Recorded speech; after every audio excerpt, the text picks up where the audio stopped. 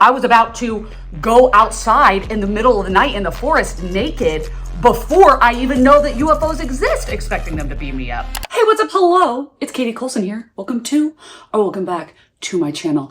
This is the fastest turnaround I have had in a very long time of read book, filmed myself reading it, edited a video, and it coming out. And you know what I have to say. Ooh, that was loud. That kind of hurt my ears. We are going to be talking about this book. Nice. I thought it had just come out. It didn't. It came out in October of 2024. So I don't know why everyone and their mother and brother and cousin and sister act second twice removed. I know Sister Act is a movie, but I'm glad that you caught that reference. It's just now reading this. I can't look at it. I know I talk about it so much probably in this video, but this cover actually terrifies me. Like, I'm not kidding. It really scares me. I don't know what the phobia is of when something is like sliced and like you can see the layers under it, or like you can see what's... No. I don't even want to describe it any further because it really scares me. Bro, I'm straight up not having a good time. This is Don't Let the Forest In by C.G. Drews. Now, this I was bullied into reading, lovingly, but bullied into reading by a patron of mine, Travis. Now, he made it his life's mission to get everyone to read this book, and he surely did. When I tell you the amount of people on my Patreon that all read this at the same time and or are about to finish it, I have never seen somebody so convincing. Just so easily convinced we all were. And he sent me this book and he sent me the audiobook because he said, you need to start reading it right now. Whatever you're doing, put it down. Put it down. And I said, okay. No. Obviously, there's no spoiler here. I'm sure you could tell by the thumbnail that I loved it. I hate it here. I thought I was having a 5-star time, and now I'm having a 0-star mental breakdown. And this is going to be a spoiler-free reading vlog, except at the end, I am going to have a pretty big section that is demarcated in the chapters in the description down below and on the little timeline of the video you're watching right now of spoilers, okay? Because I need to talk about this book. When I tell you that I finished it and immediately jumped on Patreon and said, who wants to join me? I have to talk about this book right now. Full spoilers. I don't care if you are watching this and you haven't read this book, then you don't care about spoilers because I told you in the title, we're going to be talking about it. And me and 5 other patrons got together and spent almost 2.5 hours just discussing this book. What is this about? One, the most shocking thing. It is a YA horror. YA? This is terrifying. That cover is terrifying. But also, this is a YA, don't get me wrong, but it doesn't read YA in terms of, it doesn't hold the young audience in which it assumes it will have. It doesn't hold a young reader's hand and drag them mindlessly through all the plots and twists and turns, all of the storylines. No, this author assumes that the reader is intelligent and lets them come to their own conclusions. And if you figure things out before they happen, you figured it out. If you figured it out in the first chapter, which a lot of my patrons did, I did not. The way I'm going to edit this and be so embarrassed that it took me until page 280 to figure out what was happening. And I thought, ooh, I figured it out. And everybody else was like, yeah, I knew in the first chapter. I was like, oh. Okay.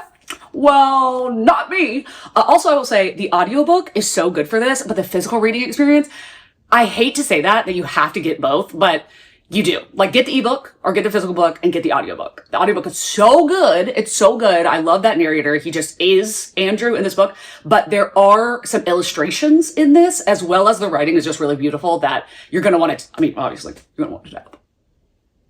You're going to want it. I honestly feel like I'm going to draw on this book. That's how much I like it.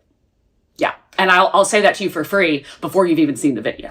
Okay? But I know that I had so many crazy reactions to this, so I'm really excited, and I'm excited to talk about it with you. And this is one, okay, what is it about?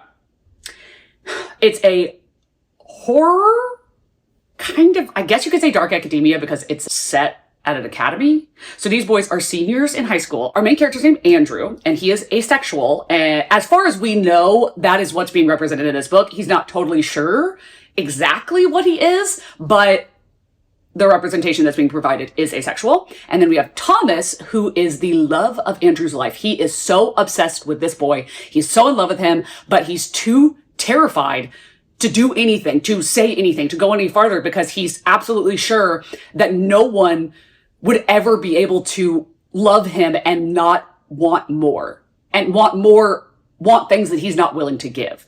And if I can't relate to that, then I'm dead. Okay, there's that. So Andrew writes these really ghostly, really creepy fairy tales about a fae boy and a prince and these monsters that they have to attack and things that happen to them. And then Thomas illustrates them. Here's the problem. These monsters spawn from the pages of these stories and this art into the forest of this academy. And if Andrew and Thomas don't sneak out every night and go and hunt and slay these monsters, then the monsters will come out of the forest and hunt and kill them and anybody that they talk to. Yeah, but yes, thank you, Travis, for sending me this. I did put your little Leo sticker, because that's something I'm doing right now. Is if somebody sends me a book, I show them some of my meme stickers and ask them which one they want to be. So that's just something really fun. Oh, wait, I forgot to tell you the trigger warnings for this, because it is a horror and it is YA, so there is quite a bit. And if you don't like hearing trigger warnings because you don't want to hear any spoilers, there aren't spoilers in this, because some of these things happen off page, some of these things don't happen to the main character, so you don't really know what's going to happen. But if you don't want to hear it, then mute me for the next 20 seconds. Okay. The trigger warnings include bullying, disordered eating, blood, gore, descriptive body horror, self-harm, death of a loved one, death in general, and homophobia. So now we're back, if you didn't want to hear that. Okay, let's keep going. Let's see. It doesn't have a note. Fuck me and my drag. Okay. Oh, it does. Hope you love it. Thank you for all you do for the ACE community. Aww. Sending lots of love from Travis and Kerwin. How cute. Okay, I'm ready. I'm ready to be scared. I'm ready. Am I? I'm not. Okay. Dude, even the back of the book is scary. What the fuck? Dude, I'm not kidding. It's actually scary. Like, the spine is not scary. Okay.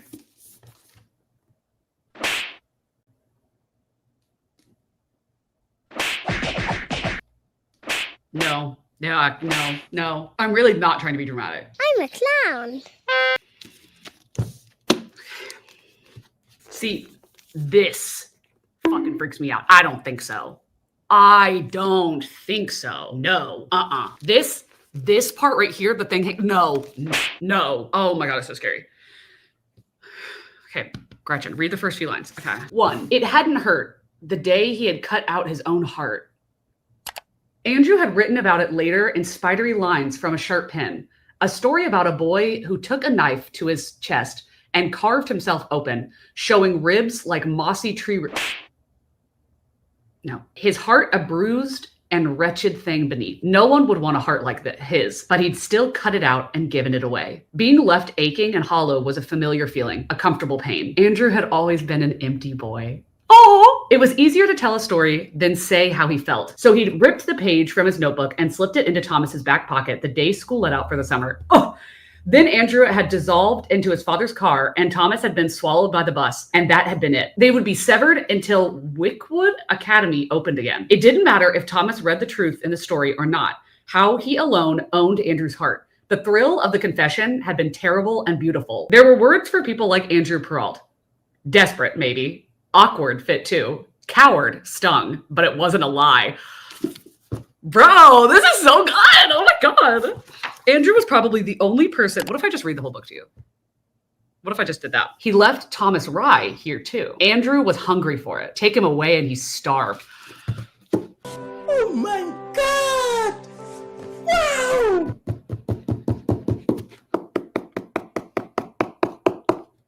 Yeah. Yeah. Yes. Yes. Okay. I'm in love. I love it. I love it. Mixed media.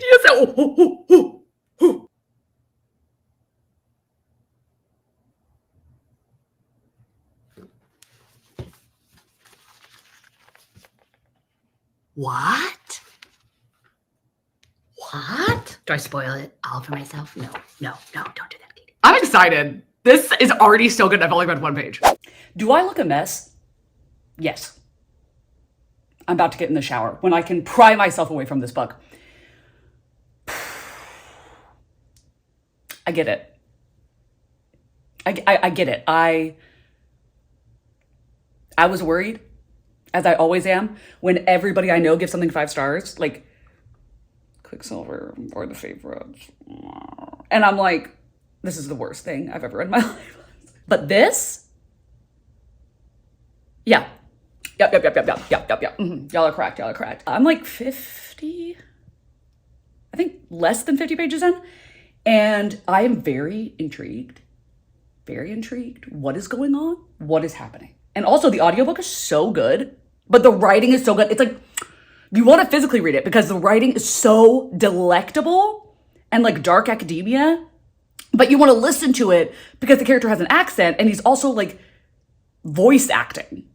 Whenever the main character's scared, you can hear it in his voice. And I just think that's so good. And you can hear the yearning that he has for this boy, Thomas. And oh my God, I love them. I love both of them so much.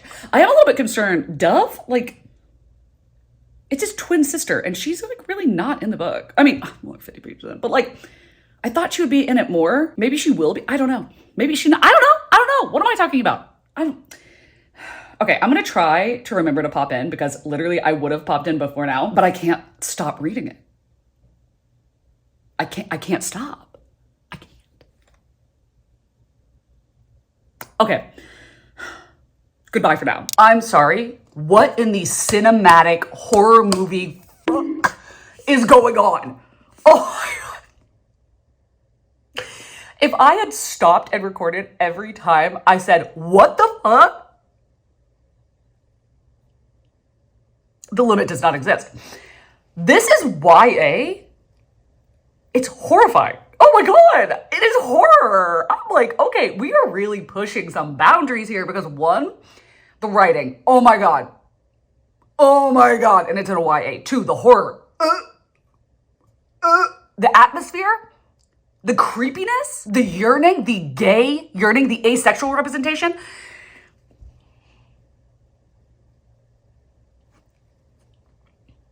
We could have had it all. And we did. And I'm not gonna look at it. It's this. I'm not joking. I might turn this around. I can't do it. It's so scary. I don't like that. Also, let me see. I'm 106 pages in. Where is Dove? I mean, I'm sure we're gonna get some sort of explanation because apparently she got into a fight with Thomas. I'm loving this. I am so obsessed with these boys. Like, I just love Andrew and I love Thomas. And also, why is his name Andrew? You have a boy and a girl that are twins and you name her Dove and him Andrew? Like, even if his dad's name's Andrew and he's Andrew Jr., that's still nothing compared to Dove. Like, I'm like, no wonder she's the outgoing one. You know what I'm saying? It's like she's the Leo and he's the Virgo, which I guess technically could happen, right? Yeah, you'd have to. The timing would have to be very specific, but technically that could be okay. You know what? I'm writing my own lore for this. I am obsessed. There's illustrations in this. I've only seen one so far, but it did things to me. Bad things. It did bad things to me. So yeah, I'm loving it. Still need to take a shower. Still trying to hype myself up to do that. But gonna continue listening to this and hopefully I'll pop in at page 150. Oh my gosh, back, freshly laundered. It's been a while. It's been like 4 hours. Because I got to page 151, because 150 was the end of a chapter. And I said, you cannot keep reading until you take a shower. So instead, I just stopped reading and didn't take a shower and effed around. And eventually I took a shower, obviously, as you can tell. It's not National Baptism Day, you know what I'm saying? This,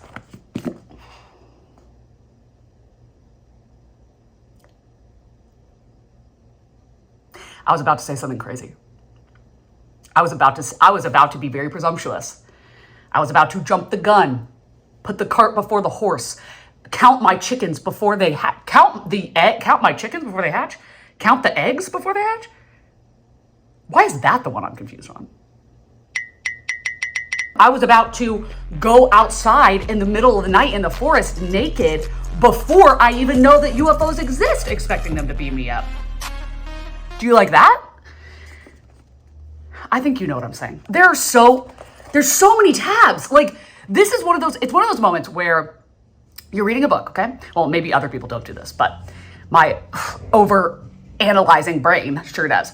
So I'm reading it and I'll think to myself, like, okay, like, what am I gonna rate this? Like, I mean, obviously I don't know yet because I haven't finished it, but as of right now, I'm like, okay, like, you know, I definitely feel like this is definitely at least gonna be a 4-star. But then I look at the book and I go, bitch, who do you think you are? Don't say it. Don't say it. We're not gonna jinx it. We're not gonna jinx it. But the tabs speak volumes. Okay, so even my over-analytical brain cannot say that this is not happening, because it's happening. And I'll tell you, on page 159, the end of chapter 15,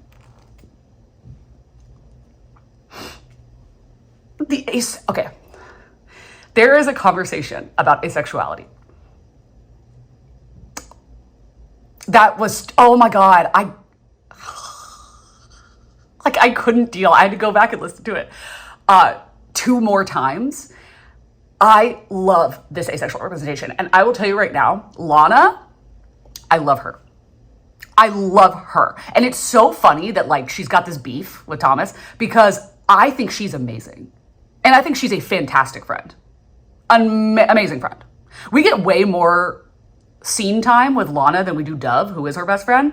But there's got to be a reason for that. I know I said it before that Dove isn't in this a lot.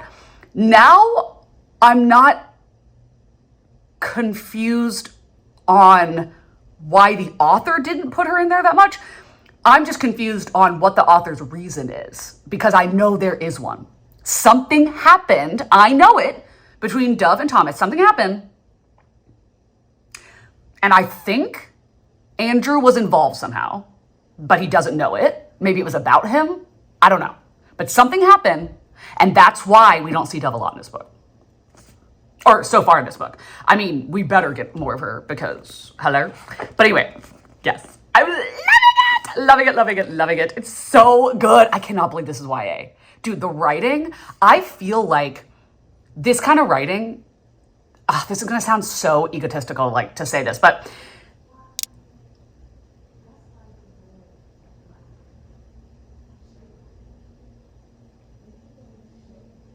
okay, this woman is not talking very loud, and I can hear her, and I talk loud as fuck. Oh my God, it must be so annoying anytime somebody walks down the hallway. Anyway, what was I saying? The slightly pretentious thing is that this kind of writing is so good and beautiful and haunting that it almost feels like it's something that usually would be relegated to adult fiction. And I don't mean that as in I think it should be. I mean that as in that's what a publisher and editor and stuff would think. They'd be like, no, just put out something fun and flirty and fresh or whatever to a young audience, like that they don't have to think too much. They can just flip the pages and blah, blah, blah, blah, blah, because that's going to sell. And then this is like the perfect gap, like between YA, new adult, and adult readers, not fiction, but readers, because this is young adult. They're seniors in high school, but it reads adults in terms of the intelligence of the writing, the intelligence and complexity of the storyline. There is so much going on. We are not being given enough information to ever really understand what's happening, but we do, but we don't. But we do, but we don't. Like, and I think that's so smart because I always say this, but I used to love the Sci-Fi Channel because those shows were so cheesy, but they knew they were. And they leaned into it. They weren't like trying to be something that they're not. You know what I'm saying? And this, I love that, like the magic, dark, kind of fantasy-esque that's happening in this book. The main characters are like, I have no idea what's going on. I do not know why this is happening, but now I'm just going to assume anything is real and anything can happen because that's crazy. And I'm like, yeah, that is good enough explanation for me. I'm so serious. That's good enough for me. I like that. I think it's good. Okay, let me show you. So I did do some of this. Oh, this looks good. Way to go, Katie. But this is how far I am right now. And doesn't she look beautiful? Beautiful. This is such an amazing thing to do while I'm listening to an audiobook because I'm locked in. I'm locked in. Also, I'm about to send Kayla a voice message telling her that she needs to read this because I have never in my life read something and felt like I could confidently recommend it to her and her like it. And I don't think anybody is ever confident if they're recommending Kayla a book. I'm confident. I'm confident. I bet you love how I'm holding up a blank book this entire time, but I will not be. I'm not holding up. That's not happening because then editing me is gonna cry and we're not doing that. We're not. Let me flip it over actually. Why am I? Oh, it's even more. Oh God, it's bad on the back too. Sorry. Okay. I'm gonna listen to another 50 pages and hopefully I'll hit you back up tonight because I will have finished said 50 pages and I'll show you my progress on this. I love Lana. I love Lana. And I'm telling you right now, I know for a fact she has a good God reason for not liking Thomas. I'm sure it's miscommunication, but she is a real one. She is out here doing whatever Dove needs her to do because that's how good of a friend she is.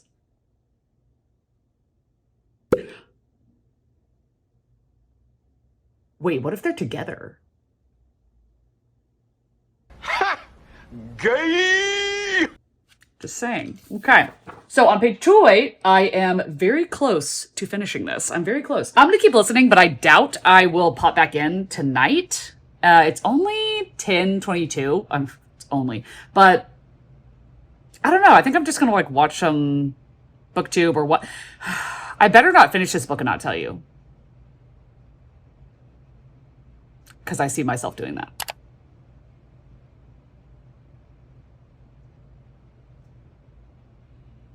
I can't even look at you when I say I'm not going to do it. I can't even look at you. I'm not. But I probably will get to 250 and not tell you. That I will probably do. Hopefully I don't do anything else. Okay. Good night. Okay. I'm on exactly page 250, which is pretty far of the way through. Let me see, how many pages are there in this book? I don't actually know. 329? Okay. Wow, that means wait, that means I have less than 100 pages. No! No, wait, okay.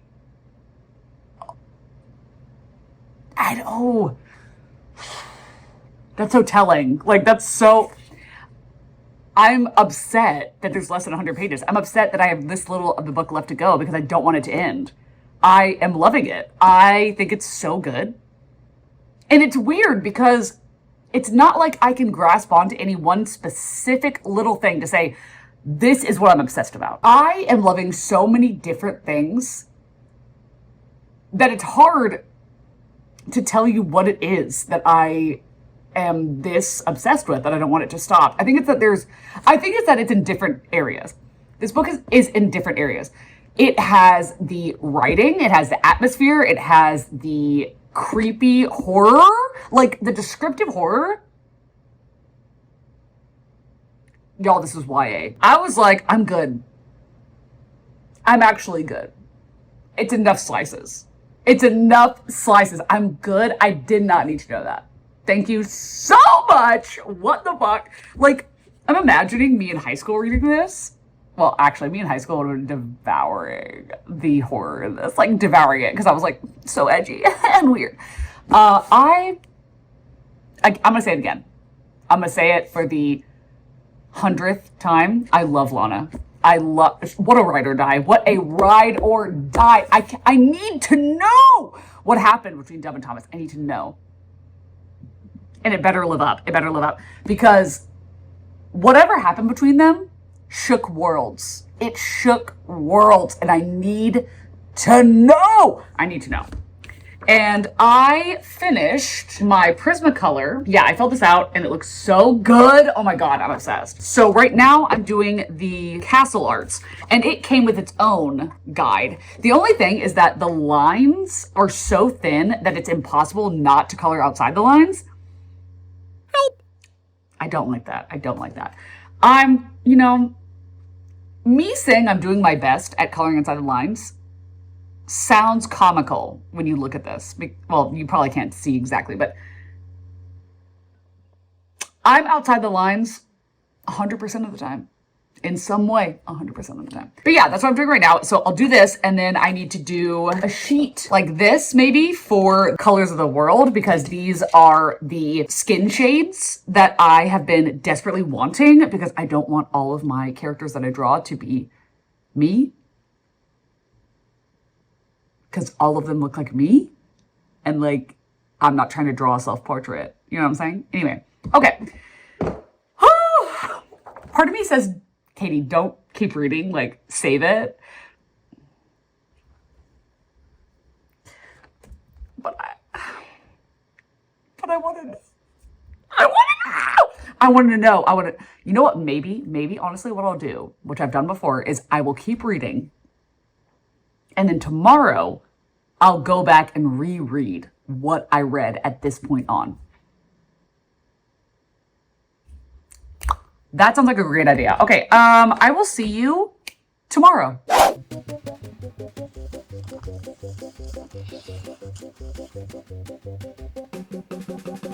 No! No, you're not. No. Okay. Ha! Ha ha! Okay. But, okay, but wait. Oh no. Wait. Were all of those... Wait. Oh no. No. I can't. I rebuke it in the name of the Lord. No, I'm gonna be wrong. This author didn't do it. No, she didn't know. CJ Drews, I don't know her, but she wouldn't do this to me. So let's see, because I know she's not gonna do that. I know for a fact she will not. No. Oh, me. No.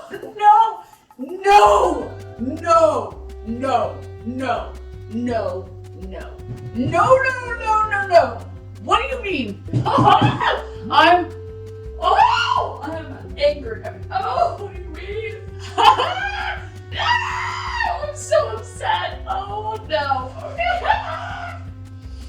Okay, but why? Why would you do that? I hate it here. I was having a good time. I thought I was having a 5-star time, and now I'm having a 0-star mental breakdown. You, CJ Drews. I'm sorry, but to be honest, you. Okay.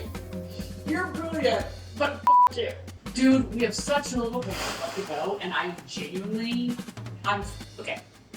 Katie, admit it, you're scared. What are we gonna do? There is so few pages left. What's gonna happen with Lana? Because if she doesn't come back in, you're gonna be mad. What's gonna happen with Dove?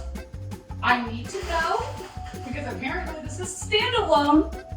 And if it's a standalone, I need motherfucking answers. CJ Drew, hello? Hi, can you hear me? From wherever you are? I'm bitter. Even though I haven't finished the book yet. I need to know. I'm so scared. Oh! No!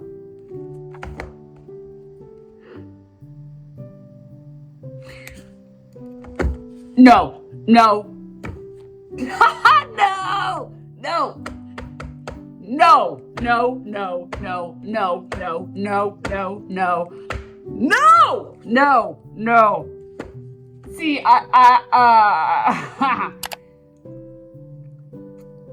okay, you see, you understand. You see, you understand. There are realities I refuse to accept. There are no.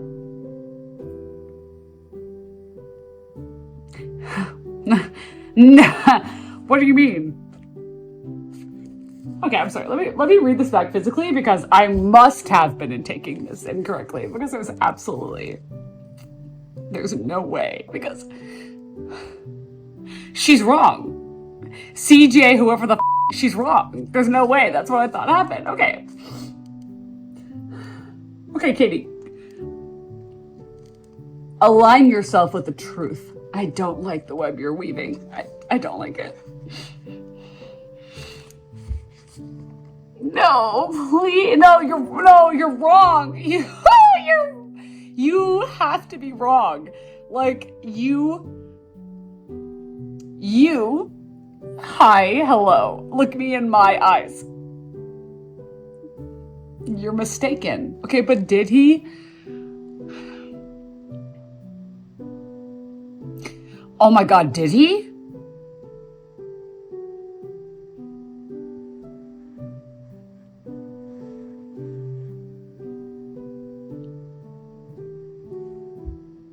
Whoa! Wait, did he? If he did, that is such an amazing and f***ed up way to tie this all together. And I don't even know the reason or the cause or whatever, but if he did, I support him. That was an upheaval of everything I thought I knew about what was happening. That truly is the fissure. That's the crack in the glass of the window shield of the story. Oh! Okay, this is okay, I think I know, and I go, okay, this book, it gagged me. Maybe I should have seen this coming, okay? And then it keeps gagging me again, and I go, wait, why have I not caught on? Sorry, I'm not trying to spoil anything. Let's go back to reading, because I'm in dangerous limits of spoiling everything. Okay. No, okay. Okay, that's too relatable. That's too relatable to me. This is getting too real. This is getting too real, and I don't want it.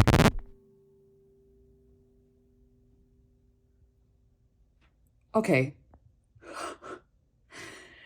I wish you could have just seen the realization come over me. What page am I on? 280. No. I mean, no. No. Right? No.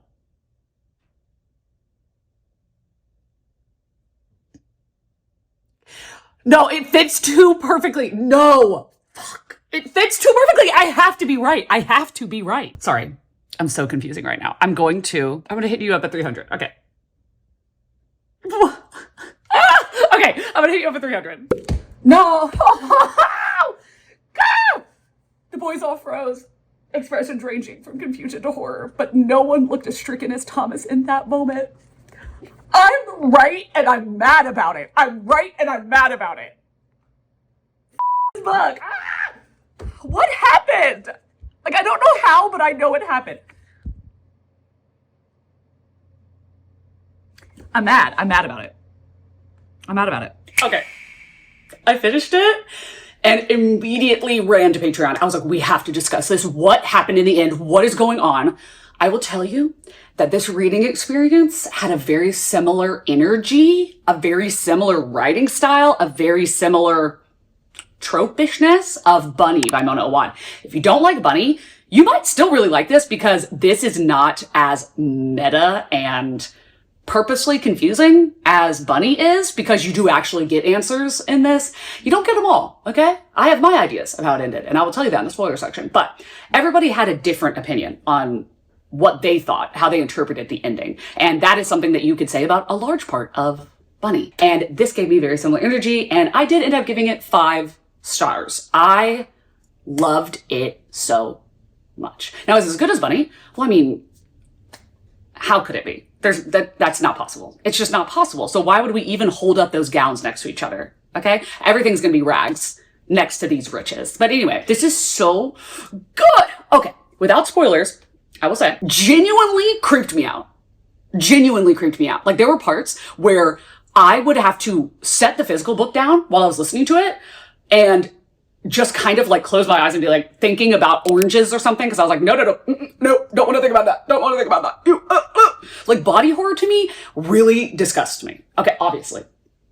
No, I don't like it. Like, things come, no. Other people didn't say that they were scared. So it must just be a me thing with the trope of body horror that it just really unsettles me personally. There's that. 2, I loved Andrew. I loved Thomas. And a lot of people were saying that they were frustrated being in Andrew's head, and anybody that gave it lower than a 4.5, the largest reason was because they did not like Andrew and they were so frustrated in being in his head for the entire novel because it is from one perspective. That being said, that's very similar with Bunny. A lot of people do not like Samantha. They don't like being in her head. They don't like that unreliable narrator. They don't like being confused, not really knowing what's going on. That's very similar with Andrew. I loved it as I love this. If you don't like being in that character's head, you're probably not going to like being in Andrew's either. As well as with Bunny, this book is the kind of middle ground / questionable blurry line of mental illness and magic or fantasy. That, and then also I loved Lana, Dove's best friend. What a ride or die bitch. I loved her. That was Dove. This sounds so self-flagellating because I just how much I love her, but that's me. The way she acts, that's me. And the whole ride or die, like, that's my best friend. And if you do anything to hurt them, your nightmares are going to be made of what I'm going to tell you I'm going to do to you. You'll never sleep again. And I was like, that's me. I am like so, if I have a best friend, it's ride or die. Ride or I would kill for you. Kill for them. You know what I'm saying? So I really love that. I loved the ace representation because if you did not know, but if you didn't know, I'm shocked. I am asexual and aromantic, and I had heard that there were quite a few people on Goodreads and other places that were trashing this for its asexual representation. What? What do you mean? Like, you're wrong. You're wrong. You are wrong. Okay? And that sounds mean to say that? No. Is this my lived experience? No, it's not. He is homoromantic and I'm aromantic. So that journey I could not connect to in a lived experience way, but I recognized it as being real and something that real people go through. And she did it with such depth and beautiful writing and understanding. And I loved it. I have a whole tab that's just for ace representation. It meant the world to me. I loved that. It's not talked about constantly, but it is brought up enough times that if you are looking for that representation, you need to pick this up. So good, especially if you're homoromantic or gray romantic, then pick this up. Oh, so good. So good. Loved it. There's not really anything else that I can nitpick or brush up against even that isn't kind of a spoiler, because this book is a lot of spoilers. Like, I thought even telling you that the monsters came to life was a spoiler, but then in the summary it tells you that they do. I didn't read the summary before going in. I should have said that in the beginning, but I was fresh-eyed, bushy-tailed, had no idea what was going to happen, and was shocked on every page. So good. Okay. We're gonna jump into spoilers. Just know, it was 5 stars. I loved it. Horror, gay, beautiful writing, layers and layers and layers of a story. Loved it. Okay, I'm gonna start spoilers in 5 seconds, and you will see it on the screen. It will be demarcated, so you can not watch the rest of this or skip to the end. If you want to see the emoji for the video, if you want to leave a comment, then you can do that. So we will head on to spoilers in 5, 4, 3, 2, 1. Hi. Okay, let's freaking talk. You're telling me that all of you knew that Dove was dead in the first chapter? You don't have to call me stupid right to my face. You don't have to call me stupid right to my face. That's kind of rude, to be honest. I am a little bit concerned. Dove? Like, it's his twin sister, and she's like really not in the book. I mean, 50%, but like, I thought she would be in it more. I see now, looking back, how y'all knew. I see it, and I can't believe I didn't see it. I seriously, in this video, was like, why is Dove not around as much? I really thought like she would be around. There's got to be a reason. Like, they're twins. Like, what's gonna happen? Katie, she's dead. She's dead. And in the first chapter, when they're driving to school, the dad never once does Dove speak, or does the dad acknowledge her existence. They literally, she's staring out the window, and the main character is like, oh, they don't even make eye contact or something. And you don't speak to her. And then when they get there, the dad's like, you know, you can go to a different school. Like, if it becomes too much for you, the memories and stuff, like, we can get you into another school. And he's like, no, I want to go here. And then Dove disappears without saying, she disappears, and he looks over and she's going through the crowd, but isn't talking to anyone. You see how I should have caught on? You see how I should have caught on? And then we go through the story and no one ever talks to her. She doesn't talk to anybody else but him. And he's constantly like, oh my God, where is Dove? Like, I have not seen Dove in like a week. And my dumbass is sitting over here thinking, wow, I wonder what happened between them. That's gotta be hard. It's gotta be rough.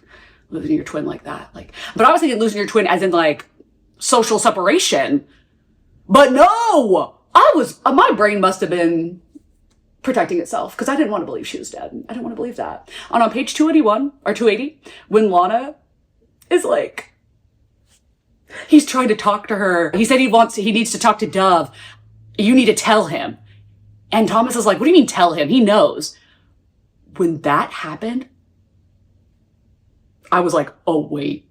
It was like, boo! I was like, she's dead. No! Fuck! And I also thought the fact that she later on, Dove, the hallucination imagination of her, tells Andrew when Andrew's like really crumbling and they're like, what are you talking about? Like, she's not real or whatever. The fact that she comes up with a semi-believable story that Thomas is the one that's not there, that he was arrested for killing his parents and that he couldn't cope, so he's been hallucinating Thomas. Now, their problem is that other people have interacted with Thomas. And I don't believe you. I don't believe you. I thought that was very interesting and really a cool way of showing the complexities of PTSD and the hallucinations of someone going through that kind of grief, because he could not accept that his sister is dead. So in his head, she's alive. But whenever it's being pushed and pushed and pushed, the reality that she's not, the hallucination of her throws you off its tracks by saying, oh no, it's Thomas that you're making up. Now, what I think is interesting about that is, one, she doesn't say he's dead. She says he's in prison. Because even though Andrew doesn't want to believe that Dove is not real, he's not able to consider either of them being dead. One of them just has to not be around sometimes so that in his head, this reality can maintain itself and this storyline will not have too many holes poked into it and the reality will creep into his brain. I thought that was really cool. I thought that was good. I don't know. I had other people said they didn't like that, but I loved it. I could memorize this like a script, but also no, I can't. So I'm just going to read you a bunch of notes that I scrawled out like a freaking doctor writing on a prescription pad. I honestly thought that Bryce was going to end up being closeted in the end. And I really feel like he should have been. I feel like that would have made so much sense and would have been another layer to the homophobia and homosexuality of this book and the misunderstanding of ourselves and of other people when it comes to sexuality. Just for food for thought, CG Drews. Okay, one thing I'd said is that there is something to be said for the metaphor of fighting demons, like how Thomas is fighting Andrew's demons, like the demons of depression and grief, PTSD. I thought that while I don't think it's that, I don't think it's metaphorical, it is a metaphor that she's playing around with, and it was done very well, in my opinion. The brain can convince us of anything, especially when met with insurmountable grief. Andrew was already fragile, his twin was his backbone and his mouth when he couldn't speak. Wow, Katie, that was pretty well said. Losing her in such a way that feels fake or impossible to have happened made his brain choose to protect itself instead of what it must have thought would be death.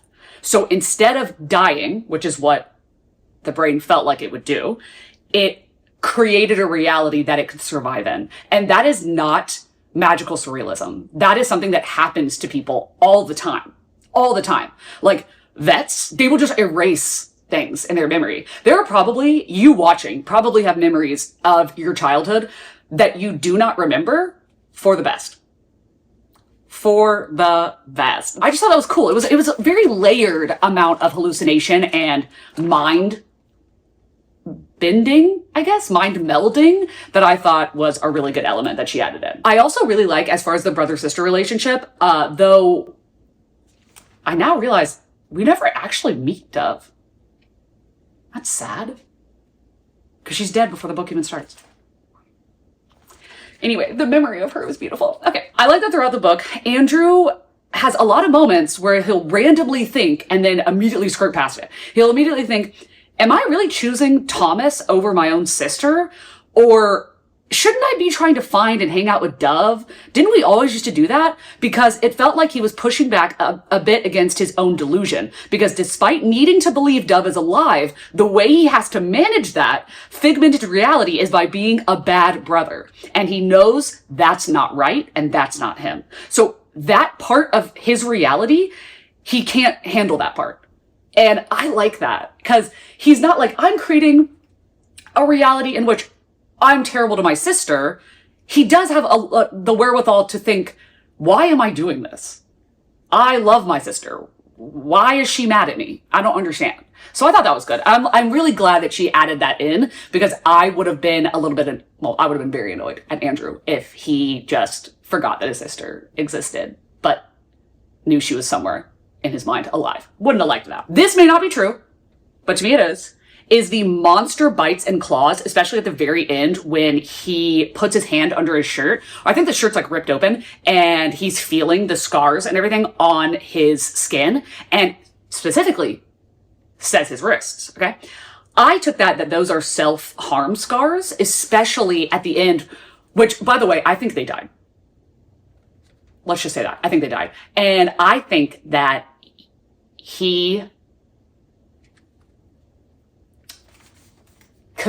I think he cut his, sorry. Because it says that he's bleeding from his wrist. Sorry, I feel like I was just very triggering and I wasn't trying to. I also really liked that the mushrooms sprouting in his pocket or the dirt he can't get off his hands or the vines that start growing inside of him are depression and are reality because the forest is the thing that killed his sister. And the forest is what keeps coming back into his life. Like the mushrooms coming out of his pockets, they just keep coming and keep coming. And the vines inside of him, it's the reality creeping in. It's the cracks in the facade. It's what killed his sister, the reality of that, knocking on his door, punching him in the face, saying, wake up, open your eyes. Hi, your sister's dead. And he's like, absolutely not, can't do it. So he's killing them because he doesn't want to face reality. And that was such a good metaphor. Like, oh, so good. Two things that were a bookend moment. And I think this is so cool when a book does this. It begins where it ends. So in the very beginning, he says that he cuts his heart out and gives it to Thomas. Now, that's a story that he writes and puts it in Thomas's like back pocket or his book bag or something like that. And is like, oh, I'm confessing my love to you, but not. Like I'm doing it, but it's like a story. And then it ends with him cutting his heart out. Literally. I will say, I think the cutting of the heart out, I don't think that actually happened. So let's start there. I think he killed Thomas. And in his hallucination, Thomas is not dead, but we're at the very end when it says that he places Thomas's head in his lap. He places Thomas's head in his lap. You see that? You see how that works? He's dead, okay? And his eyes are closed. And it says something about like his hard body or something like that. And I was like, rigor mortis? I don't know. Ooh. And that Andrew's just like sitting there in the sun, all like covered in blood, and is like, oh my gosh, like, tell me you love me. And he's like back and forth with like, is this what really happened? Or we whatever, blah, blah, blah. You're telling me that they are injured to hell and back. Okay. Literally something burst out of Andrew's eyeball and he's bleeding all over the place and he stabbed himself in the chest. And, you're saying all of that and they're just basking in the sun instead of going to the hospital or even just talking about what just happened. See, I don't think that's true. I don't think that's true. I think that Andrew is bleeding out and he's holding Thomas's dead body and thinks that in his hallucination, in his fucked up fairy tale, this is how it had to end. And at least they're going to be together because he believes that he has to die to stop these monsters because he can't live without his sister and he can't live without Thomas. So he knows he has to die. So Thomas is like, what if you don't have to cut your heart out? What if you could cut my heart out? And then that would be enough. That would kill these monsters forever. And basically, Andrew is like, yeah, I could do that, but then I wouldn't have her and I wouldn't have you. I can't do that. And Thomas is like, well, I can't not have you. So either they kill each other or Andrew killed Thomas and then he killed himself. And honestly, I love that. I love that. As long as they ended up together, I don't really care. They die together, beautiful. They live together, beautiful. Either way, what bliss. Oh, and the other one that started and ended is it starts and ends with the Wickwood tree. So there's this giant white tree that we find out when every time Andrew and Thomas are going to the woods, they encounter this tree in some way. And there's always like the monster is either like hiding behind it or comes from up in like its branches or out from the earth around this tree. And at first, we don't really realize it's the same tree every single time until a little bit farther into the book. And that's because that is the tree that Dove was climbing and the branch broke and she died. And at the very end, they are at the base of the tree where he's holding Thomas and he looks up and sees the tree has a broken branch. And I was like, oh no. So he's dying in the same place his twin sister died, which is beautiful and so fucking sad. Now I can say this, but this is Bridge to Terabithia, but horror.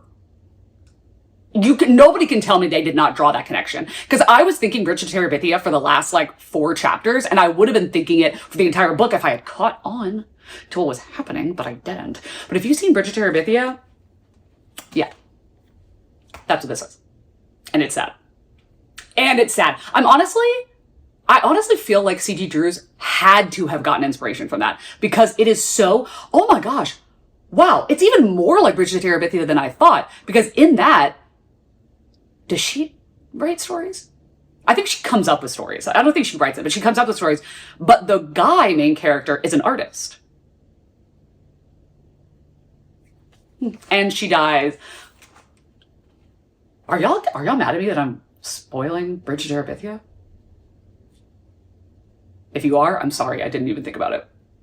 But now that we're here, she also climbs a tree and breaks a branch and she's dead. So there's that. Okay. I want to mention something that I thought was funny and then something I thought was interesting that may not be true, but it is for me. And the funny thing is, you're telling me you have twins. Twins! Not just a brother and sister, even though that would have been weird to begin with. Twins! And you named the girl Dove. And then you named the boy Andrew. Now, if it was Drew and Dove, I would have been on board with that. Andrew? The creativity was just wrung dry after the 4 letters you gave the girl? It's kind of crazy. And we don't learn the dad's name, I don't think. So it's not even like he's a junior. It's just, here's a cool character name and then here's Andrew, you know? But the thing that I thought was interesting about Dove is that to me, the representation of that could be, in my head, it's real, is that doves are released at celebrations of life, or sometimes at funerals, but mostly at celebrations of life, as a way to symbolize moving on and letting go of the spirit of the person that you've lost so that they can either whatever you believe. Usually people say that they go to heaven. So it's releasing that energy or that spirit, the idea of that person, whatever. And I thought that was interesting for her to be named Dove because the metaphor is that Andrew is clutching onto his sister / the dove so tight that it's killing him, killing her, killing him, instead of releasing the idea of her so that he might find peace. And doves are symbols of peace. And I was like, Katie, you're cooking in the kitchen with that one. There is gas on the stove with that one. I like that. And then let me show you some of these crazy art. Like, what? That's in a YA book. That's scary. Ew, it's coming out of his eyeballs. I don't like it. Oh, I mean, I love it, but I hate it. Oh my God. This is very Brahm. This is very Brahm. If you've read Slewfoot and you have the physical book, you know what I'm talking about. Oh, this quote. When I cut you open, Andrew finally said, all I'll find is that we match. Okay, I need to shout out the author for this. I need to. This description, okay? Before I say it, do the Dora the Explorer. Can you spot why I tabbed this? Professor Clemens strode in, calling out an enthusiastic greeting. He was white and much younger than their previous teacher and always wore dashing three-piece suits with thick glasses and a charming smile. This author said, no. We're not just going to assume everybody's white unless I tell you the color of their skin. He's white. I need you to know that because the other characters, a lot of them are not. I do not think, read a book where the author felt compelled to tell us that a character was white because the foundation of storytelling is just assuming everybody's white until proven otherwise. Assuming everyone is straight until proven otherwise. Love that. Ooh. No. Brahm, get back behind your desk. Oh my God. Let's talk about confessions of love. Okay.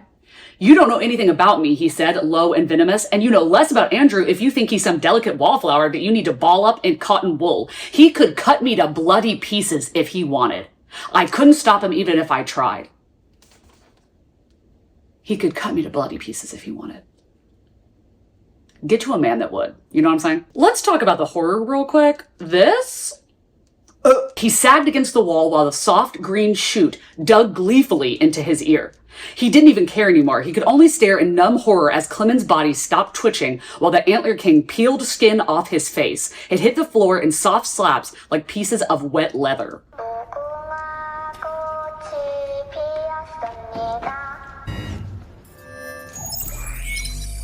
Oh, Lana is a queen for this. I die. Okay, so Bryce, piece of shit, is making fun of them and being an asshole. Okay.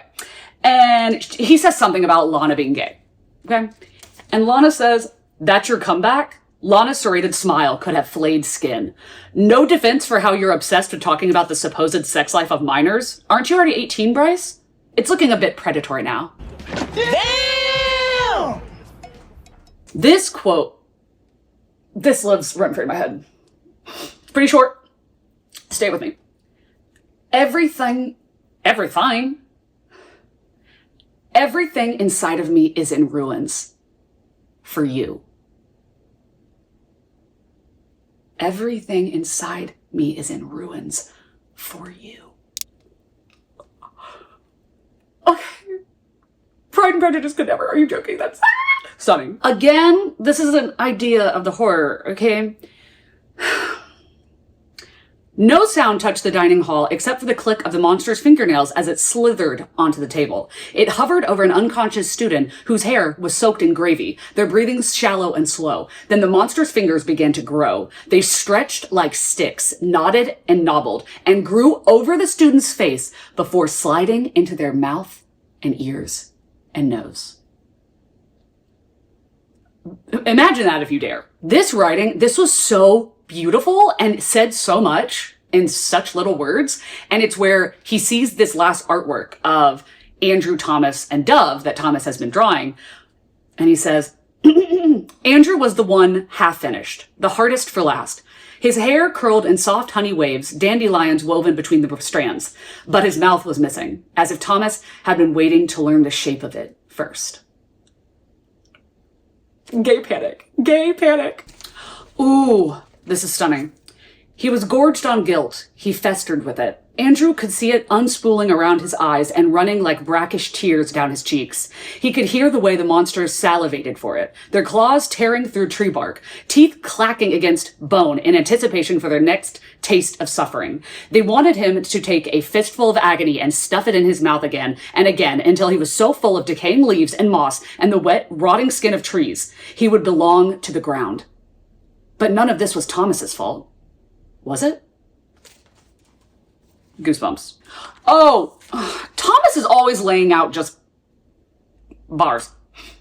I loved her like she was my family, but I love you like you're my whole world. And he pauses to think about what he's going to say. This is a love story. I don't know if you knew that. Oh my God. When we find out that Andrew is the one that sent the monster to kill Thomas's parents, that was crazy. Okay, this was disgusting. Something slick and livid exploded from Andrew's eye, growing thick and fast down his cheek in a rain of warm earth. He clawed at his face as roots tore through soft tissue and skin. Okay, you can just assume how that ends. Oh my God. What a way to end. What a way to end. If you cut open my chest, Andrew's voice was wrecked, you'll find a garden of rot where my heart should be. Thomas tilted his head up, and the way he looked at Andrew was so tender and fierce, so full of fearless worship. I don't care how dark the world is for you. I'll hold out my hand until you find it, and I won't let go. I'm unwell. And this is what I meant. Ribbons of blood traced Andrew's wrists and threaded around the box cutter. You see why I think he, you see why I think he did what he did. And then I want to tell you that the acknowledgements freaking got me. Okay. In the acknowledgements, she says, I left a piece of my heart in this dark little book. If you've turned the last page and are now frowning at the wall, then everything is as it should be. I suggest not going near any trees for a while and keeping a tight hold on your eyes. And to you, reader, thank you. May this one haunt you. It will. It really will. Okay, everybody. I know this is a super long video because my throat hurts from talking so much, and I know I had a lot to say during the vlog as well. So if you've gotten this far into the video, you are the realest one. Thank you so much. Presumably you've read this book. What did you think? Let me know. And if you just skip the spoilers, then also thank you for coming here so you can get the emoji in case you wanted to leave a comment and you didn't know what to say. So if you want to leave a comment, leave a rose. I was going to say a thorn. Why am I looking at the cover? Leave a rose. It just works. It fits. Leave a rose and I will be wow, this is the fastest outro of all time. I was about to just roll right into the ending. That being said, let's do it. I hope you are all having an amazing day, evening, night, dusk, dawn, whatever it is you're having in whatever part of the world you are currently having it in. And I'll see you in a video coming very soon. I'm not crossing my fingers. Very soon. Bye. You could try to play, but you're never gonna beat me. Look the other way, what I'm doing ain't easy. Bloody hands stained from the people who deceive me. Muddy hands break through the chains, go free me. Looking for change, looking for pain. Pulling a mob, pushing a train. I'll never stop, stick to a lane. Pick up the pieces and go rearrange. I'll be the best above all the rest.